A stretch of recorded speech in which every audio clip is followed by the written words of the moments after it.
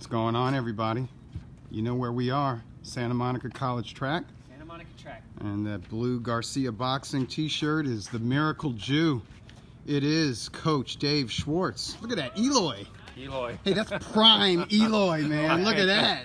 Prime Eloy. Hey, I shared the ring with that guy in 2010. What a highlight that was. And then, of course, everybody? This is JP, your gambler's advisory right here. And if you followed him, his pick. JP, what does it mean for boxing if Rigondeaux beats Lomachenko? Smellity's OG asked this question. Smellity's. I don't think Rigondeaux is going to beat Lomachenko. Yeah, but just hypothetically speaking, what would it mean? It would mean that Rigondeaux's a name. I mean, Rigondeaux's, you know, up there. You'd have to put him right back up there with the. I guess Rock Nation would rule the world, right? Yeah, no, they'd just stay alive a little bit longer, but I don't know if that's something that the boxing industry is rooting for. But I know Rigo has his hardcore fans. Like they just love the guy. He can do no wrong. Oh yeah. And he's just been this huge victim all these years. It's not him. It's the boxing world. They're conspiring against him in pure Cuban school boxing. Every time I pick Loma, I get a lot of hate back. There's a lot of Rigondeaux support. That's true. And the line is staying right about there. There's people betting each side. So we'll see. Tell us about your pick of the week last week. So it came through. We said that Jerwin Ancajas was going to knock out, not just win, we said he was going to go to Belfast and knock out Jamie Conlon, and he did in 6 rounds. Wow. So I want to say viva to knucklehead Sean Gibbons, who went over there with Ancajas and got it done. And Ryan Scalia was correct. He said from the moment it was signed that Ancajas was too good, levels above Jamie Conlon. What does Ryan Scalia say about Ancajas's place in the very deep junior bantamweight / super flyweight division? We've been a fan of this guy for a while. We thought he was going to beat Arroyo for the title when he won in the Philippines. He's also gone on the road a few times now. So, Doug speaks well of his character. Yeah, you and I were discussing him and Yafai. It's a very interesting fight because Yafai's maybe a little more amateur, technically sound, but Ancajas has good body punching. Reminds me a lot of Manny when he was younger, and he's very relaxed. Yeah. Very relaxed. How old is he? Gosh, he's a young fighter, right, Doug? Yeah, he's young. Yeah, he's young, just entering his prime, or he's in his prime right now. So you would probably put him behind Sorong Vasai and Estrada. Yes. Maybe even Quadras. Right about at Quadras level. This kid is really good. So he's top 5. I would like to see him in Superfly too. I think he's earned his spot. Yeah, we've got to pass that along to Mr. Loeffler. This was a great performance, and you know, Belfast was very behind Conlon. Great support. Of course. Yeah. But Ancajas was so relaxed in there. Just a great performance. So so that was last week. Yes. Okay. Yes. Going forward, who are you picking Well, this it's Thanksgiving weekend. I'm not sure. We got to think about it. I mean, I don't know how many. Who do you like, Coach? Zabransky or Kovalev? Here's what I think. I was really, I mean, I don't like Kovalev that much. I think he's a head case, but he's got something going. With David Jackson. Yep. Is he left John David Jackson. John David Jackson. Yeah, he left him. I really like him a lot. But I can see where Kovalev was turned off to him because I saw Jackson in the corner last week. I didn't think he was very good at all. Yeah. And I know I was talking to Doug about it, and Doug told me how good he is in the gym. Right. And strategizing the whole thing. But in the corner, I was really let down by him. Right. I thought he was pretty weak. Yeah, some trainers are better in the corner than others, and other trainers are better in the gym during camp than others. Yeah. And it's that special coach who's good in camp and during the fight. I tell you, it's two different skill sets. I tell you, two different talents. The best guy I've ever seen in the corners. Joe Goosen? Joe Goosen. Oh, Virgil Hill? Yeah, Virgil Hunter. Joe Goosen has the best hair. Yes. And the best shirts. Oh, you like Rozier. His wardrobe is nice. I think Andre Rozier. Rozier, he's excellent. The best I've ever seen. Very calm. Who's the Perez shirt, Coach? I'm trying to make it out. Eloy Perez. Eloy Perez, who was so incredibly great. Unbelievable. I mean, you never saw a guy like this in the gym. He beat everyone. I mean, he was unbelievable. And guys who are like highly regarded now, like what's his name, Ray Beltran.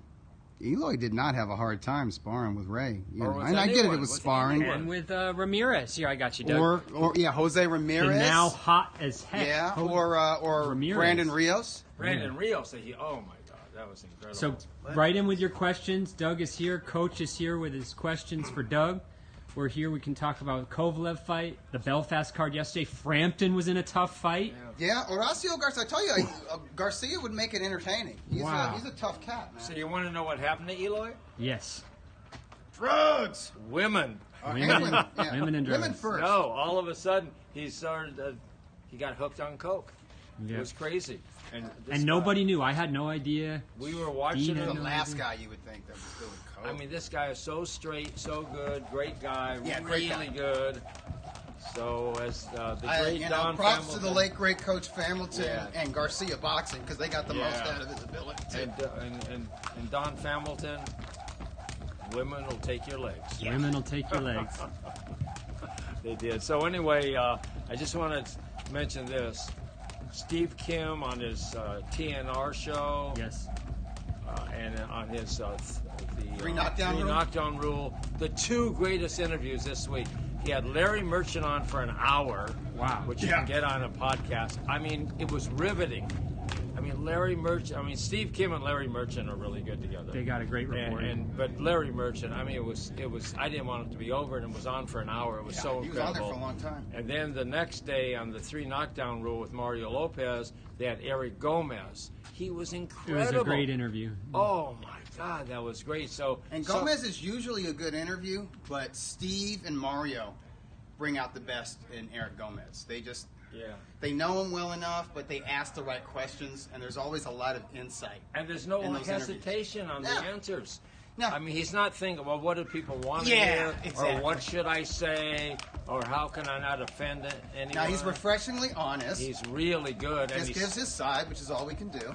And he's not rude. He's not like, he doesn't have to put other people down, even if, the subject is about, somebody that's been difficult, No, he's secure. Yeah. He's real good. So here's the other thing. I really want to see Oscar fight Conor. So do I. I mean, I think that's a great fight.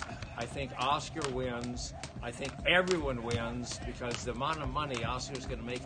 Coach, do you know there's odds on that fight? Yeah, they are. Conor's favorite. No, De La Hoya minus 140, which is basically near even money for just a slight lean to Oscar. Yeah, it's like I love Oscar in that fight. No, I love it. But Conor can't fight. Even though it's a circus, the amount of money they can make off that is incredible. I mean, I know it started as a joke, but I don't think it's a joke. It is still happening, Jacob. Coach and Doug, prediction, please. Early prediction for Loma versus Rigo. People are into this fight. They're totally into it. I don't think the fight's going to be all that interesting. Right. I think Rigondeaux at some point is going to go into protection survival mode. And he's good enough, savvy enough to do that against a terrific fighter like Lomachenko. But, I mean, to me, it comes down to 3 factors that work against him.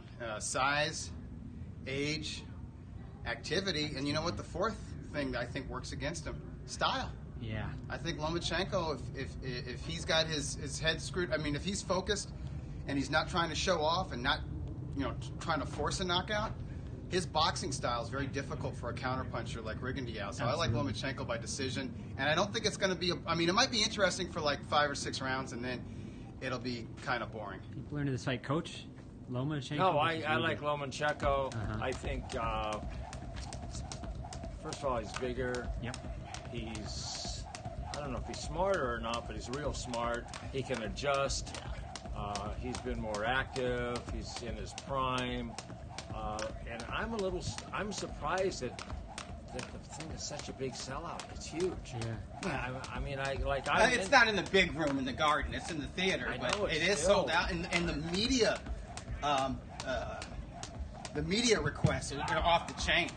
I mean, there are folks coming from parts of Latin America and Europe. I'm a little surprised at that. Oh, it's very difficult. It's just, press row is going to be totally crowded, but there's going to be a lot of seats in the theater occupied by members of the media because they just want to be there for it. A-Double writes back to you guys and says, Rigo! Whatever. I don't get it.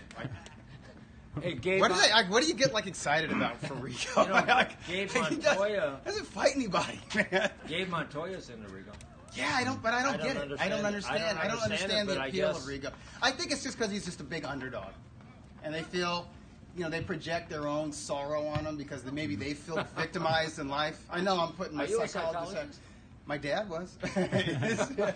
I studied it for like 1 year in college, you know, for switching over to media. Yeah. But no, I mean, they're like, oh, poor Rigo, you know. Rigo wins UD, but Loma can catch him and wreck him from Ricardo. Okay. I think Loma's got more than a puncher's chance, homeboy. Okay? Hey, they're both great amateur boxers. Very good. Great amateur boxers don't necessarily make for great professional fights, even when you match them together. Right. And the fact of the matter is, Rigondeaux's prime as an amateur was 2000. It was 17 years ago, man. He shined as a bantamweight in the 2000 Olympic Games in Sydney, Australia, people. And yeah, he won gold in 2004, and who knows, maybe he could have won gold in 2008. But that's all a long time. Even 2008's a long time ago. Even 2012 he could have won. Hell, yeah, probably, but that's amateur boxing. Yeah. That's not 12 rounds. And the fact of the matter is that Lomachenko, he won 2012. I think Lomachenko was 2008 and 2012. Yep. And the moment he turned pro, he was like, I'm ready for the champions right freaking now. Yeah, he won. If he would have had his druthers, he would have fought for the championship. That's right, Scalia. That tells you something. Yeah. Ryan says Rigo's been living off the Donaire win for 4.5 years. Fuck yeah, man. That was 2013. What's the price on this fight? God. So the price is interesting because it's staying about even. They're getting money on both sides. Wow, even. Well, no, not even money. I mean where the money mystique. is. No, Loma's a 4-1 favorite. But what I mean by even is they are getting money. Yeah. They're getting money on each side. That's about right. I don't give Rigondeaux a chance. Neither do I. Not Coach. even a slight chance. I think it's going to be a decision.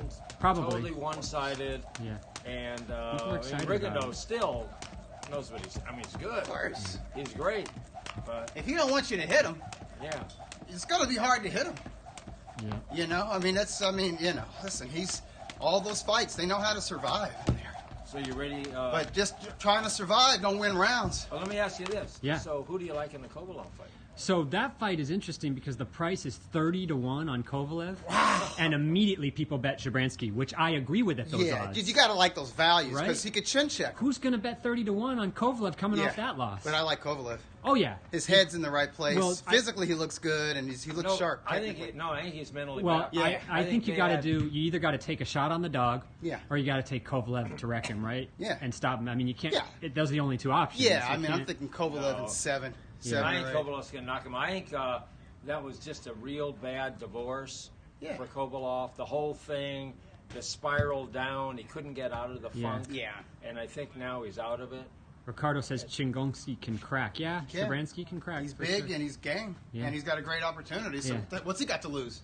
Maybe a good bet is the under, because I think it'll be a KO. If Mikey Garcia moves up to 147, can we see a Thurman Garcia fight happen, guys? I think Thurman takes that. Yeah. I really do. I think it's a mistake for Garcia to go to welterweight, unless it's like a Manny Pacquiao, Oscar De La Hoya situation. You know, if there's like if Floyd Mayweather said, "Hey, I want to fight a real fighter, one more fight. I want to go for 51 now, just so I can diss Ricardo Lopez."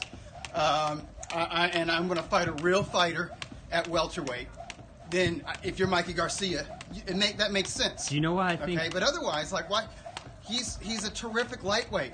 He's very effective at junior welterweight, but we can't go crazy on Garcia as a junior welterweight. He beat Broner. Right. It's like that's impressive, but it's only so impressive. Right. You know what I mean? Broner's at a certain level now. Do you know why I think Thurman could fight Garcia or anyone else? Because I think Thurman will fight anyone not named Errol Spence. Yeah, well, that makes sense. I don't think if I'm his manager, I'm advising him that way. You know, here's a fight I don't want to see Thurman in with. I don't want to see the Porter rematch.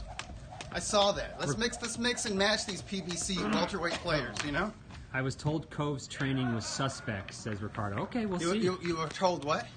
Ricardo says he was told that, that he went to visit Loma's camp, and everyone in the gym said that Kovalev's training is a bit suspect. Okay. No. Here's the thing.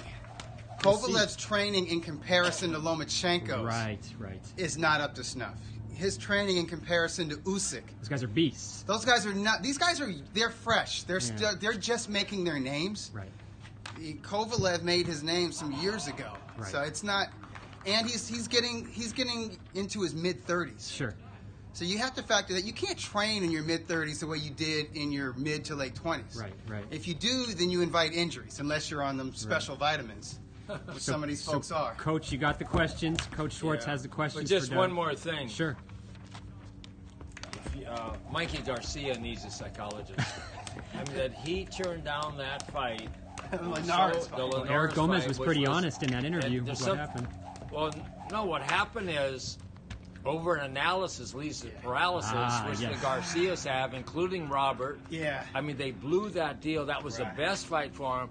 They could win that fight easily. They're not tied down to anything. Dave, if Mikey Garcia versus Jorge Linares was made, I guarantee you 8 out of 10 boxing writers would pick Garcia by stoppage. Yeah. And he would stop him. He would be the favorite. Positive. The overwhelming favorite, at least among the media and odds makers. You heard it from Coach. They're saying gambling and in boxing, over-analysis leads to paralysis, people. And it's true. Totally. So I have some questions, Doug. All right. Okay. On November 15th, 1984. Okay. 1984. Olympic year. 5 Olympians made their pro debut. Tell me who they are. They all became champions. Oh, okay. They all made their pro debut on the same card? Same card. Wow. I'm going to say Pernell Whitaker. Yeah. I'm going to say Mark Breland. Yep. I'm going to say Evander Holyfield. Yep. I'm going to say Hello. Terrell Biggs. No. No, not Terrell Biggs. Dang. That's 3. Who else won gold from that? I'm going to say Meldrick Taylor. I don't know if they all won gold. Meldrick? Did he get Meldrick? Meldrick Taylor. And the next guy, the other guy didn't win gold. He won the silver. Oh, okay. So Virgil Hill? Yeah. Oh. So the heavyweight wasn't on there. No. Because Terrell Biggs was the heavyweight. Yeah, but these are all guys that were signed by main events. Well, so was Biggs. Oh, was he? Yeah. Okay, so maybe where'd they have the fight? Madison Square Garden. National TV. Yeah, and they were fighting solid guys. Yeah. Yeah, that was that was probably ABC. I think that's how ABC did it. They used to televise the Olympics, and the brightest talent, usually the American talent, they would sign them to like a year or 2 contract after the Olympics, because they gave them that platform, and then like, okay, so your first couple of professional fights is going to be on ABC. So. Yeah. Santa Monica Track is where this is, Merson. This is off of Pico in Santa Monica. Got some serious runners out here. Yeah. Doug, what is Danny Garcia's next move, next fight? Danny Garcia. I heard they were looking at Garcia fighting Brandon Rios. Okay. Yeah. Okay. Like, a name fight, but a guy who's past his prime. Ricardo says more vacation. Yeah, right. Yeah, well. All right, Coach. And tell LeVar Ball's out here today. LeVar's here. We got a lot of celebrities here today. LeVar Ball. Kevin Costner hasn't. He was here yesterday. Okay. Looking better than ever. Unbelievable. He runs the 400 in like a minute or something. The promoter of the year, Tom Loeffler, couldn't be here today, but he did pass along to us that the pick for tonight is the Eagles, the Philadelphia Eagles, versus the Dallas Cowboys. Really? Yeah. Yeah, Tom knows his football. Does he? I didn't know that. Okay, this fight, this was his real breakthrough fight into becoming a superstar. Okay. November 15th, 2003 in San Antonio. Oh, Manny Pacquiao chewing up poor Marco Antonio Barrera, who I think was like the consensus number 2 or number 3 pound-for-pound rated fighter in boxing at that time. So this is what happened. After that fight at Wild Card, you couldn't even get close to the place. Yeah. But before that, if you wanted to go and watch Manny Pacquiao not only train, but spar. Yeah. So this, no problem. This is what happened. On his last sparring session, which was a week before that fight, there were 4 people in the gym watching him. Don Hamilton, Freddie Roach, Steve Kim, and me. Yeah. 4 guys. That's what it was. And immediately after that fight, you couldn't get near the place. And Freddie you had to have a special pass to get in there after that fight. And then at some point, nobody was in there. Yeah. And it was like top secret. And all happened in a week. And Freddie was saying, he's saying, Pacquiao's going to knock him out. And we're sort of laughing, I remember it went You want to know who also bet on Pacquiao? Who did? Barrera's old promoter-manager. Oh, man. Ricardo Maldonado, who never liked that fight. Pacquiao was brought up as an opponent several times for Marco Antonio Barrera prior to 2003, like between 2001 and 2003. and Maldonado did not like the style. He said Marco can fight southpaws, but not like he can fight classically trained southpaws, but not that kind of a southpaw. Dina, and not don't somebody leave. with that You type got of my keys. activity, and not just speed and dynamic power, but You have my keys. the fact that Barrera would not be able to keep up with the pace that Pacquiao set. It was all about the tempo of the fight. Sorry, Doug. Sorry. I wasn't saying that. I make this shit up. So I miss Prime Pack, Ricardo says. Yeah, it was awesome. He had a good run. Go for it, Coach. whose birthday was November 16th, 1982.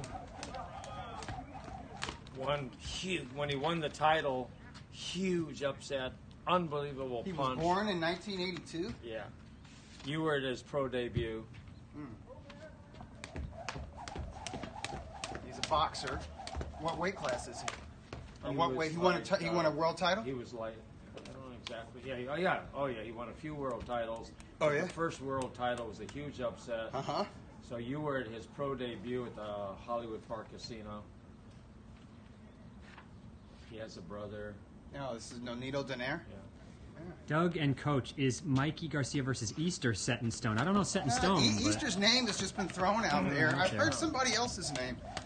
I've heard maybe that Ukrainian or Russian guy, Lipinets. Oh, yeah. I've heard him mentioned as interesting. a, Hey, why do we want to see Lipinets? Oh, his wife. Yeah, exactly. We want to see his wife. Oh my God. Lipinet's wife and Jarrett Hurd's girlfriend. At the top of the food chain in boxing right Whose now. girlfriend? Jarrett Hurd's I gotta girlfriend. go. How about Frotch? And, He did she's okay. a Hall of Famer. She's Hall of Fame. She had a mouth on her, didn't she? Yeah. Wow. She, But so did Rachel Cording. this guy's wife. had Someone a from the mouth, UK too. will know her name. Oh, really? Like, she was in there screaming for him. Oh, yeah. Huh, that's good. I like How that. about the wife of Luke Campbell? Yeah. Solid. Sure, man, she has some fire. Oh, And she's pretty, Hey. too. These fighters do all right. hey, no, she's tough. Okay, Got the November ride or die. 17th, 2001. Revenge the knockout loss. Heavyweight. Oh, okay. That's got to be Lennox Lewis knocking out Hassan Rockman. Yeah. I picked Rockman in that rematch. That was I a could never knockout. pick Rockman right. The anniversary of that When I fight thought was this Rockman week. was going to kick ass, he failed miserably. When I thought he was going to fail miserably, he kicked ass. It was very frustrating. But. Man, don't ever call Lennox gay. Remember at the ESPN? Oh, yeah, thing? he did. You think he is? I don't know, but he knocked Rockman out badly for saying that. Oh no, he's good. He is really good. That was a great So sharp. performance. Such a smart guy. No, he's a great guy. But see, I don't think he is gay, but I think he's a very He's going to smart be guy. throwing No, see, any He benefits got out for at the him. right time. No, see, things are different now about being gay. It used to be you're in the closet your whole life, Right. and unhappy and suppressed. Now you're gay; it's a badge of honor. It's Yeah. great. I mean, the people I deal with and work, the most together, the greatest guys and girls are gay. The gauges, yeah. The gays just have their act together. They're organized. They're smart. They're honest. They're disciplined. It's just a different deal.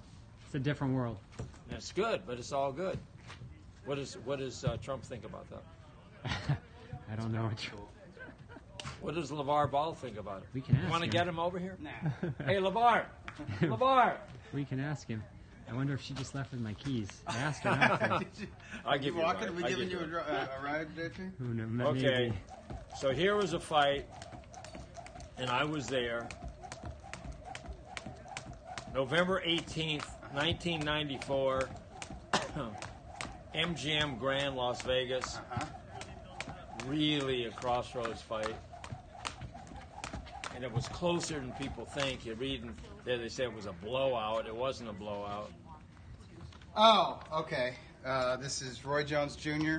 versus Lights Out James Toney. Yeah, Tony had nothing. But here's the thing. Jones Jr., who was used to blowing people out of there, he knew that Tony could take a shot.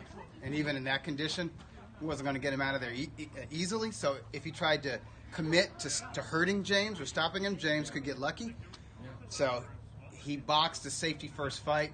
And you're right, the HBO pay-per-view broadcast, it was like Jones won every minute of every round. But It wasn't like that, yeah. And the same thing could be said about his fight, his 93 fight with Bernard Hopkins. It's not like he won every round with Bernard Hopkins. Even the he gave both Hopkins and Jones a lot of respect. Yeah.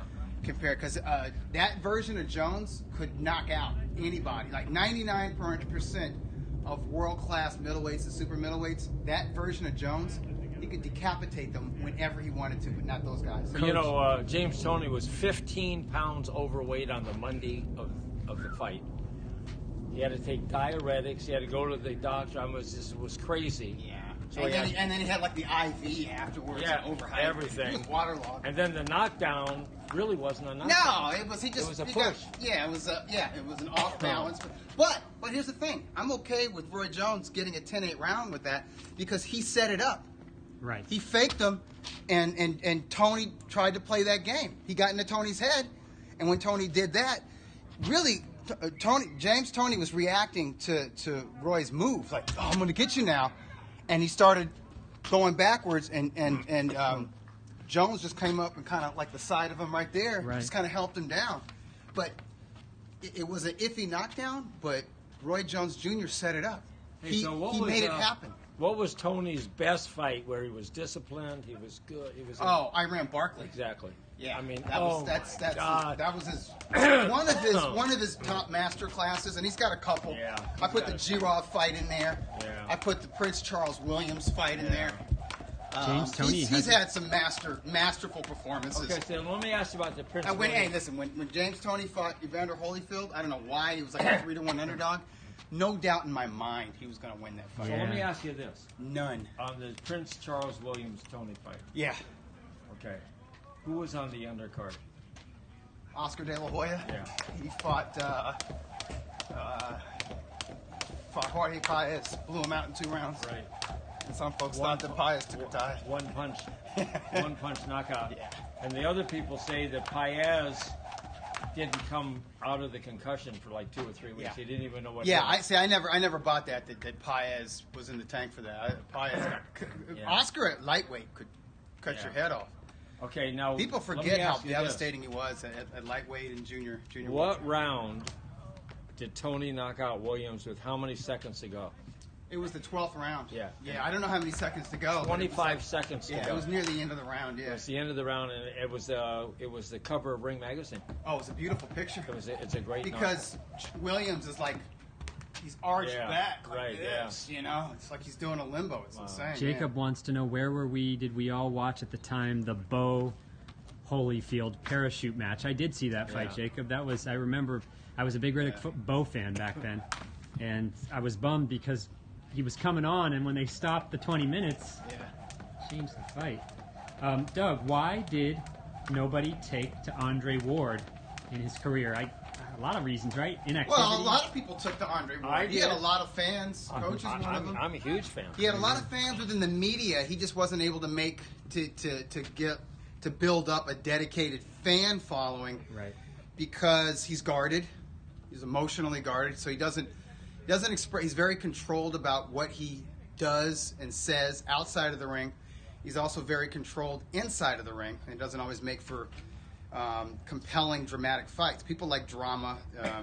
Professional boxing is entertainment. They want to be entertained, and they don't want a dry, straight guy. You know what I mean? They want somebody who's got some pizzazz, some personality, maybe a little bit out of control outside of the ring if they're not going to be that way inside of the ring. If they're straight-laced outside of the ring, that's generally accepted, but, you know, like Golovkin, you know, just like the perfect gentleman, real easygoing guy outside of the ring. When he gets in the ring, he's out for blood, and that combination seems to work with fans, you know. And I just think that's it. But there was also the starts and stops to his career, you know, the injuries, and then the legal dispute with the late Dan Goosen, Goosen Tutor or Goosen Promotions. Yes. That you know, he lost years off of his prime, and then he would come back and like after he won the Super 6 series, he was at his apex. Everybody agreed this guy's the next. He's the heir apparent, not just for like the mythical pound for pound stuff, but he could be a star, a real star. And he fought once the following year in 2012 against Drain Chad, Sad Chad, your boy, Dawson. And then he only fought once in 2013. What was that? Was that like that super middleweight. Was it Edwin Rodriguez? Edwin Rodriguez, right? And that was kind of an ugly fight. Although I thought he looked awesome in that fight. I thought he was, he showed us a lot in that fight. And then he didn't fight at all in 2014. Is that correct? And then 2015 he came back in the summer to fight Paul Smith. Paul Smith. I mean, were we supposed to go crazy about this? And then he needed and then there was all the Golovkin shit, like, oh, Golovkin's little G's avoiding me and all this, and it's like, really? And then he says, okay, I'm going to go to light heavyweight and I'm going to fight Kovalev, but I need 1 or 2 tune-ups. So it's like you got to wait and got to wait. Then he fights Kovalev, which he earned stripes for, but he wins in very controversial fashion. I don't care what you say. That was controversial. For sure. Even if you thought he won the fight legitimately, it was controversial. And he wins the rematch, and, I thought he took Kovalev's spirit. I thought he broke Kovalev mentally, not so much physically, but broke him mentally. But that victory was not without controversy because of the low blows and the way he was officiated by Tony Weeks, the referee. And then he retires. Well, let me ask you this. So it's like, great answer, thank you. Like I'm just saying, if that's your career trajectory, it's like basically he peaked with the Super 6, and then it was a lot of this. Yeah. And then you add to that his personality and his fighting style. That's what happened. Okay, then you add this, okay? He made $12 million in his last 2 fights. Yeah. Yep. So pretty good. This is the thing. I know he doesn't have a lot of pizzazz. He's so smart. He's really a good fighter. No, but I think 10 years from now, or even 5 years from now, he'll look back and be like, why couldn't I have lightened up just a little bit? Why? Like, once you're done, you're kind of like, why was I so guarded? Coach, best answer I've heard, Coach. That's why he said $12 million. No, he wasn't. Yeah, he wasn't that guarded. He wasn't that guarded. He was just smart. He's not a show-off. No. He's a religious guy. I think you're wrong. He's a religious guy. I think he had a chip on his shoulder. Well, there's nothing wrong with that. No, I'm saying there's nothing wrong with that, but people aren't attracted to that. Okay, but type of chip. Okay, let me shoulder. ask you this. Boxing fans like the Fernando Vargas chip on your shoulder, like, I'll fight this guy, and that pro wrestler type of thing. They don't like the chip on the shoulder where somebody's just asking them questions and like, well, what do you mean by that? Who would you rather be today? And they're playing all cloaks and I love Fernando Vargas. Yeah. Who would you rather be, Fernando Vargas or Andre Ward? Look, Andre Ward neurologically. Who would you rather have as your son? As my son. Now, today. I don't want to. Andre Ward. He's smart. He's a great. He's a great father. Coach. I don't know. I think I might go El Feroz on that, to be quite honest. Coach. Okay. When you say that Kovalov is broken down emotionally, right? Yeah. Psychologically. Mentally, spiritually. Okay, but I kept saying that before the fight. Yeah. You kept saying no. I'm wrong. Well, you know what? Yeah, there was. I could see now that there was a huge rift between John David Jackson. Yeah, but Ward got into Kovalov's head. Yeah, but that's not. But even that's not the way he got in his head. Was like through all the promotional machinations. That's not a track. People don't get into that. Okay, I tell you. They don't mind a fighter. If you get into a fighter's head like Bernard Hopkins or Muhammad Ali, people dig it. Or even Floyd Mayweather, people dig it. Then you're not. You get into their head like, I'm going to choose I'm going to choose the referee. All the judges have to be who comes in from first, America. Who wears I get what? to do this. I get to do that. It's going to be in Vegas. It's like people don't like it. Okay, well, let me ask you. And let me tell you this: if Golovkin Canelo winds up in Vegas again, fans are going to be mad at Canelo. Yeah. You can't get mad at them for that. They're like, oh, the A side has to make all these machinations. It's not a level playing field. I'm like, well, you know what? Ward did the same thing. So people think I dislike Ward. I treat him like any other fighter. If a fight takes place where an American has to go overseas to Russia or to England or wherever, and all 3 judges are from that country and the referee is from that country, and it looks like the referee is being biased towards the home country fighter, everyone's up in arms.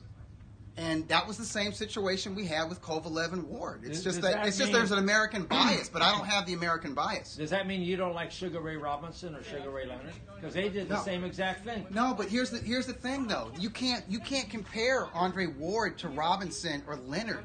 They were household names before they turned pro. Ward, he doesn't have that. He's not a household name. He's not a superstar. Hey, but if he can control it. I know. I'm just saying. And here's the thing. People just like the fighters couldn't stand Ray Robinson. And a lot of the media and many fans were turned off with Leonard. 100%. That's why that's why they still think, oh, Hagler definitely won that fight. It's in part is because Leonard called all these shots going into that fight, and they don't like him for that, and that's fair. That's totally fair. But you should never compare Andre Ward to Robinson or Leonard. Robinson and Leonard were dynamic entertainers inside that ring. They delivered more often than not. But in that area, but I'm saying, but they earned that control with the amount of money they brought to the fight. Ward didn't bring fans or money to his fights. He just took the money. You hate Ward. I don't hate Ward. It's not. I'm just honest about it. Coach, I love Ward. Coach, and yeah, you love him, but I mean, you have to love him. You're going to compare him to Robinson and Leonard. I mean, listen. Robinson was everyone history lesson. Robinson was notorious for pulling all that A-side crap in the 50s. Okay, like when he had over 150 professional fights under his belt and had won like 140 of them, and was like the most dynamic fighter, even past his prime in all of boxing. You can't compare Ward to a Sugar Ray Robinson. And Leonard was the Olympic champ in 1976, not 2004 when Ward was. When Leonard won the gold medal, there were only 3 networks and PBS. And everybody watched it. And boxing was prime time. And amateur boxing looked just like pro boxing. They didn't even have headgear. It was sensational. He was a superstar before his first pro fight. And then he fought tough fighters on regular TV, and he beat great fighters. And he was thrilling. He was compelling. He was drama. He had a right to be the golden boy. I mean, it is what it is. And he had the perfect smile. And you know what? Andre Ward has a good smile. Too bad he didn't show it enough. I'm just being real. That's just the way it is. That whoever asked that question, that's a legitimate question. Why didn't people take to him? And it's because they could feel the wall that he put up, that emotional wall, his own bitterness with the industry, and the chip on his shoulder. Coach Schwartz, Mikey Garcia versus Crawford, if they fight. I love Crawford. What's this? Mikey Garcia versus Crawford. Crawford, come on. That's Doug's relationship. You guys think Mikey Garcia is that good? He could go up and fight Crawford and whip that ass? Come on. Doug, your relationship with Ward seems very complicated. Ward's complicated. That's a funny compliment. Ward's complicated. Yeah. I don't think it's that complicated. All right, Coach, you got more questions for Doug. Yeah. That's a funny comment. You know what? All the people who didn't buy those pay-per-views with Kovalev, it's complicated with them. That was a funny comment. Okay. So November 22nd. What's that date famous for? November 22nd. What year? Not in boxing. Oh, not in boxing. Not in boxing? November 22nd. 4 days. Somebody born on that day? 3 days from now. Someone died on that day. 1963. 63. Oh, but not in boxing? Somebody unrelated to boxing passed away in 1963, November. It's a famous day. Was Kennedy shot there? JFK. Yeah, JFK. Okay, so November 22nd, 1986. U.S. history. What was that? Okay, November 22nd, 1986. You got it, Jacob. November 22nd, 1986. Heavyweights. KO2. 86. Oh, Mike Tyson knocking out Trevor Berbick. Okay, and what was the... He was the youngest? Yeah, youngest heavyweight ever. He was 20. He was like maybe 3 or 4 months after. Whose record did he break as being the youngest? Floyd Patterson's. Right. Patterson was 21. Okay, and... Same trainer. Same guy starting him out anyways. Okay. You know, I don't think Castellano was alive. And who did Floyd Patterson beat? To win the title? The old man. He beat Archie Moore. Right. For Rocky Marciano's vacant title. Vacant title. Yeah. And where was it? Oh, I don't know. I'm going to guess New York? Chicago. Chicago used to be quite the fight town. They had a lot of them. Yeah, didn't they? 40s and 50s, Chicago was happening. So you got them all today, Doug? Nah, I had some. Boom. They're pretty easy today. Yeah. I forgot that Main Events was involved with Virgil Hill. I thought they didn't. I thought they passed up on him. I don't know if they were or not. Oh, but he was on that card. He was on that card. Yeah, so I'm only and he was the silver medalist. I don't know really think he won. Yeah. Maybe they have something to put it. They pass. Yeah. Something. Yeah, but hey, what a score, main event Scott. You know, I went to a Virgil Hill fight live in Bismarck. Bismarck? Is it North Dakota or South Dakota? North Dakota. North Dakota. So there's the population is 40,000. I agree, Ricardo. The arena held 10,000. Okay, so 1/4 of the population. Yeah, I mean, just unbelievable. I mean, the whole thing. I mean, it was what an I wonder who the local promoter was there. I mean, that must have been great. It was what an experience. Yeah. And those fights were all on TV too. Those were like generally national speaking, TV. Network television. Yeah. Ricardo says Spence and Crawford next big super fight. Agree. Possibly. Yeah. I think so. I like that. I think in a few years I agree. I think I like Crawford in that fight. Ooh, I love that fight. You know I'm a Spence guy, but that's a great No, fight. but here's the thing. Spence is younger. He's a naturally bigger man. It's a great fight. He's very powerful. He's a technician. He's got a far more accomplished amateur background than Terrence Crawford. Right. But Crawford is a versatile boxer who can punch. Mm-hmm. He's got a killer instinct, and he's got a real promoter. Think about that. Yeah, so true. He's got a real. So he's fighting regularly. Yeah. He's being matched correctly. They've been able to build him into an attraction in his hometown, which is tragic that Errol Spence or the Charlo twins, who are 27 and in their athletic primes, aren't if not filling out arenas on their own, being stacked together on the same card, like in the Dallas, Fort Worth area or the Houston area. Look at the guy in Fresno. Yeah. Huge superstar. That didn't happen overnight. And look at Joe Messi.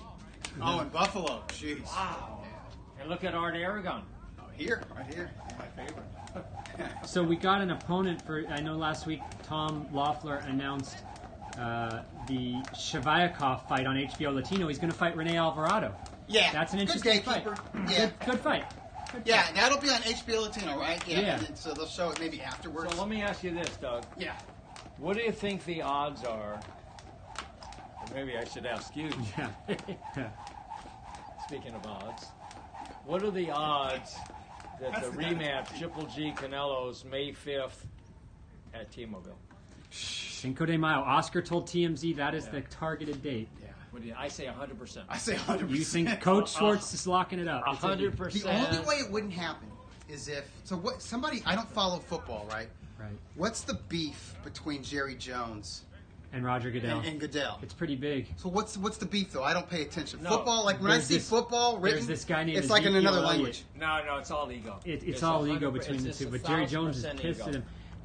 There's the suspension between Ezekiel Elliott, but it also goes back to the fact that Jerry Jones is one of the 1 or 2 owners in all the NFL not wanting Goodell to keep his job. Like he's up for a vote. And again, I don't know much about football, but maybe someone can chime in. But does this beef in some way encourage Jones to do more sports business ventures outside of football? I think T-Mobile's going to get it. So the only way it would happen, the only way Vegas could be outbid is if Jerry Jones puts up like $10 million, $10 to $12 million. It's not going to happen. And he doesn't. He's just on. He could do it, but on principle, he won't do it. He doesn't care. He's got other things. Exactly. Okay, so let me ask you this: how many of the pizza places does Jerry Jones own? How many? Owns everything. What's the name of that pizza? I don't know. No, it's the one that does the NFL. Jerry Jones. Pizza Hut? Papa John's. Papa John's. Yeah. So he has like 150 Papa John's locations. But Is Jerry it any Jones, good? His ownership goes far beyond that kind of stuff. The franchise Is stuff. Papa John's any good? Sponsored pizza. I hope it's not like Sparrow. Sparrow's the worst. Oh, isn't it? It's gross. The mall pizza. Oh, it's the worst. I thought that sucked back in the 80s, man.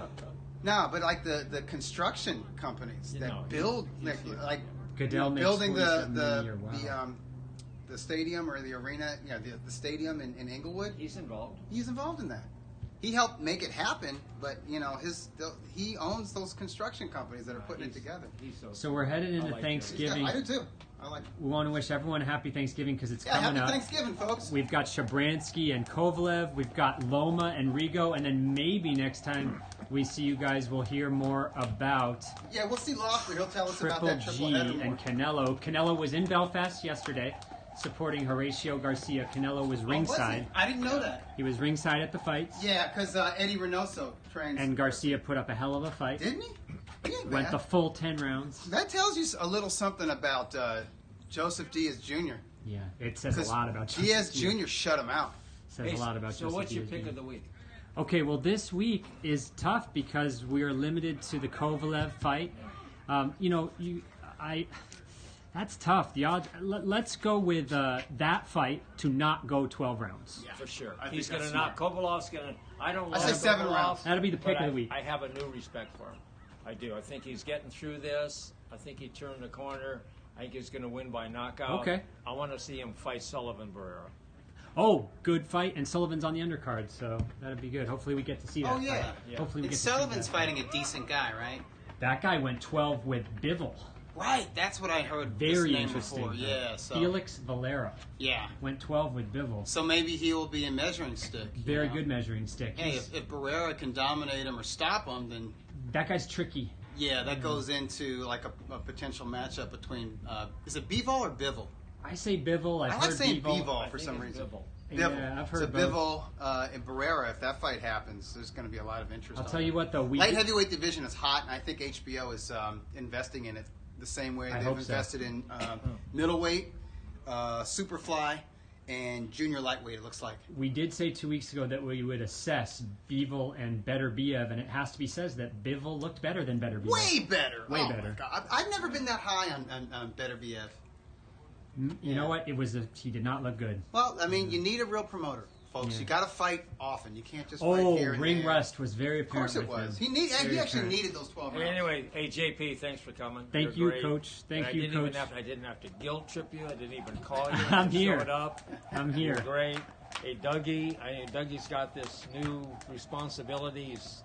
What a great adventure for him. Awesome. Hey, look out. We're putting it to bed. March 2018 edition of Ring Magazine. It'll be available mid-December.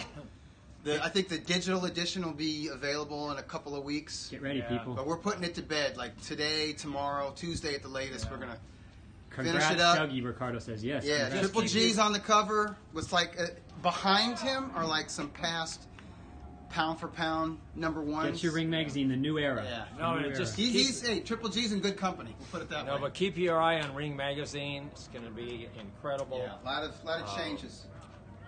Michael Rosenthal did a good job, but there's no other Dougie. So Doug's the it's man. a great adventure. It's great for Dougie. It's great for Ring Magazine, and it's great for boxing fans. So anyway, all this is great. Everything's terrific, but I know it's a broken record, but safe driving. I just can't even tell you. Do not text and drive. Don't text and drive. Don't have your phone out. Just put your phone away. Look at this beautiful day, You can't enjoy beautiful days like this after a horrible car accident. And if you have something to do, pull over to the side of the road. I have to fight with myself. We all think we're Superman. We think the phone rings. You can look at it. You might talk. You can't. You positively. I was involved 2 years ago in a head-on crash at 50 miles an hour because the guy was on his phone. Turned left right in front of me, going head-on. Thank God no one got hurt. But it was like scary. Yeah. I didn't even know what happened. So Yeah, it's just like, and it was all because it had the an guy effect was on your body. The guy was on his phone. Yeah.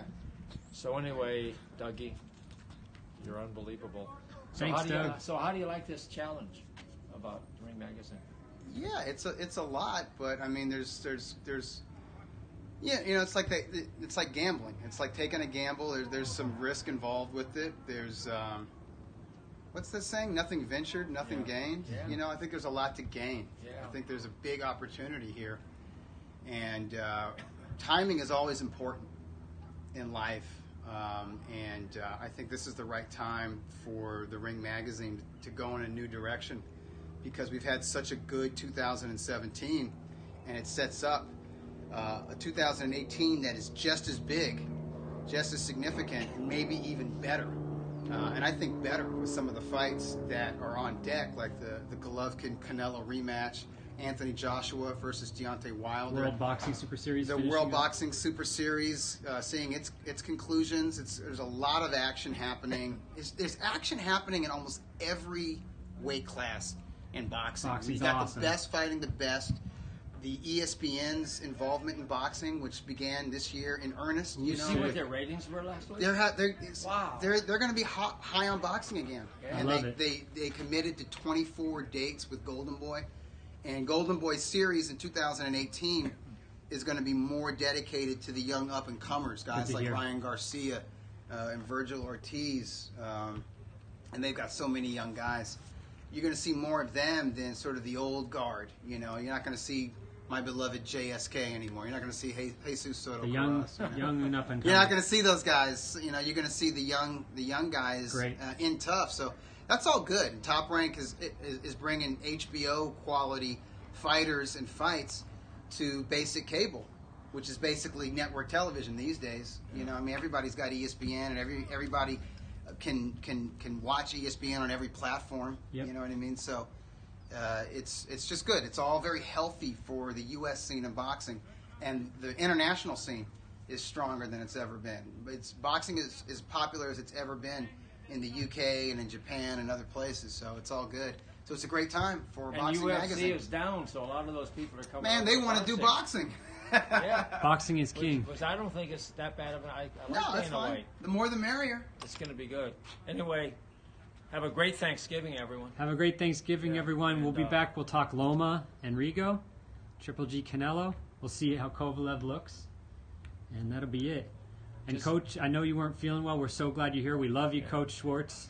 Looking We're good. glad you're here. Looking good, man. You sound great. Yeah, thanks. Thank you for being here.